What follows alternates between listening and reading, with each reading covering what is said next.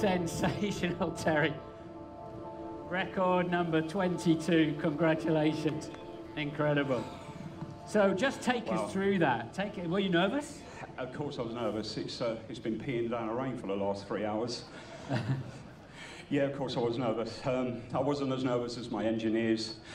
They obviously they don't want to see me foul. I don't want to see me foul. Thank you all for turning up, by the way. I don't know, what do I say? Well, put us inside the cockpit. What could you see? What did it feel like? The loads when you hit the ramp? Yeah, I knew I had to be super smooth. You as a racing driver understand this. It is still damp, so I had to just really be calm, not do anything stupid with that steering wheel. I just look out the top 2 inches of the actual windscreen. When I'm in the loop, all I can see is that white line. I kind of knew I was on my way out because my engineer was screaming at me, so I knew we'd done it. It's the first time I've ever seen you shake a little bit with nerves. It kind of is. You know me for a long time. I don't normally get nervous, but tonight was edgy. We done it. Jaguar, thank you for allowing me to be part of it. It's mega. Thanks. A 3-4 second adrenaline rush like you wouldn't believe. Obviously a bit more drama tonight because it's been raining this afternoon, so it was a close call whether we was going to do it or not. I'm really glad that we did. I'm glad that the wind got up, it stopped raining. Everybody, the whole team jumped on drying the surface for me as best they could, and it worked out fantastic. The car was brilliant. When you drive cars for a living like I do, I drive many different cars, it come very, very quick that I was comfortable in the car, and then I knew that we could definitely do this challenge. It was not a problem. So then we put in the safety modifications, and that was it. We went for it, we done it. Obviously the seats were removed, and I had a specially built racing seat, so beyond, even more so than the racing seats you see in the race cars. Obviously I had a safety harness, a full roll cage, so all of the modifications in there were really just to protect me in case something went wrong. That's it. The rest of it, all of the suspension components, they're all the original. We've strengthened them a little because it's a 6.5G hit, which is massive. So all of the components that are on the car are on a production car. That's come off of the production line. We've just put the safety features in and practiced and gone for it. To be honest, this is one of those tricks that you don't do too often. It's really pushing boundaries. Of course, it's a Guinness World Record, so this has never been done up until this point. So I'm here to officiate the new Guinness World Records title for the largest loop-the-loop in a car. The record to beat was 18.29 metres, which was set in 2012. They've now beat it with a total loop diameter of 19.08 metres. We're a fun-loving company at Jaguar. We have a lot of fun. It comes from within us at the headquarters at Jaguar, and we just like to enjoy ourselves. And I think you can see that in the car. You hope you can bring this car to your customer, but you don't hope the customers are going to do their own loops. So what do you expect? I mean, what do you hope from this car? What I expect from this car is we will attract people who had never thought about the brand before. I think it'll get a lot of attention. I think as SUVs go, it's a pretty cool looking SUV. It's got great stance, it's got great styling on it. It drives beautifully well. It's an aluminium body, so it's very agile. I've driven this car. It's a very agile sports car that you just sit a little higher in.